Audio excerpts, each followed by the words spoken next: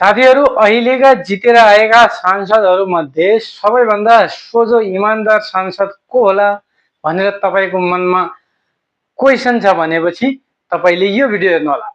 साथीहरू नमस्कार। अहिले जितेर आएका सांसदहरूमध्ये सबैभन्दा सोझो इमान्दार सांसद को होला भनेर तपाईको मनमा ख्याल छ भनेपछि त्यो एउटा नाम हुन सक्छ, त्यो हो महावीर पुन। अब महावीर पुनलाई पत्रकारहरूले आज संसद भवन भित्रबाट शपथ खाएर बाहिर निस्किँदाखेरि पत्रकारहरूले क्वेशन गरिराखेका थिए, तर उहाँको जवाब के थियो भनेपछि जो थाहा छ त छ, छैन त छैन, हाँ र न दुईटा जवाब मात्रै थिए। कुरो त्योभन्दा धेरै उहाँले केही पनि बोल्नु भएन। जो कुरा थाहा छ त छ, छैन त छैन भनेर उहाँले जवाब दिनुभएको थियो। यो भिडियो तपाईले एकैछिन हेर्नुस् र भिडियो राम्रो लागेमा शेयर गर्न चाहिँ नभुल्नु होला है। थाहा छैन के फेरि हो भन्छ यार। थाहा छैन भन्दैछु फेरि हो भनेर केही थाहा छैन मलाई। प्रतिवेदन म पढ्दा नि पढ्दिनँ है, केही कागज पत्र पक्राउ गर्ने हो।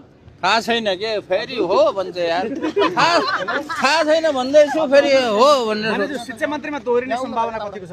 मलाई थाहा छैन, भगवान पशुपतिनाथ लगाएर सोध्नु।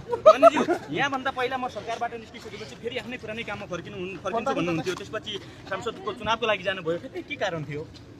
तीनवटा अध्यादेश ल्याउन खोजेको थिएँ शिक्षाको सुधारको लागि, अध्यादेश ल्याउन सकिएन। त्यही भएर आफै चाहिँ संसद भएपछि अब त्यो कामलाई निरन्तरता दिनको लागि चाहिँ म चुनाव लड्न गएको।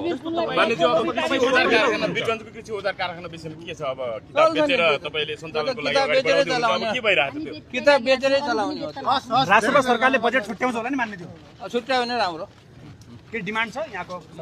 म डिमान्ड गर्दैन। बजेट सरकारले आफ्नै बुद्धिले बजेट छुट्यायो भने ठीक छ, दियो नत्र किताबै बेचेर चलाउने भन्ने चलाउने चल्छ क्या। किताब बेचेर महावीर पुनलाई माननज्यू तपाईलाई चाहिँ पदको लोभी पापी भनेकै आरोप लाए। जसलाई चाहिँ पदको लोभै छैन त्यसलाई लोभी पापी भन्नेको मुख चाहिँ दिमाग चाहिँ सडेको हो। होइन, तपाईँ चाहिँ मन्त्री हुँदै चाहिँ तपाईँ दौडेर गएर मान्य भएर फेरि मन्त्री हुन आउनुभयो भन्ने आरोप लाग्यो नि त।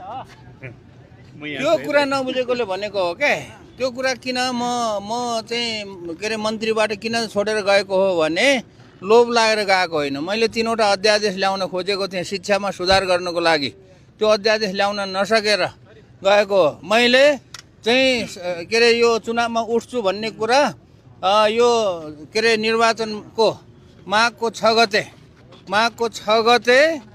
चाहिँ को 10 बजे भनौँ न नाम दर्ता गर्नुपर्ने थियो उम्मेदवारको। त्यसको 40 घन्टा अगाडिसम्म पनि मैले निर्णय गरेको थिएन। 40 घन्टा अगाडि मात्रै निर्णय गरेको।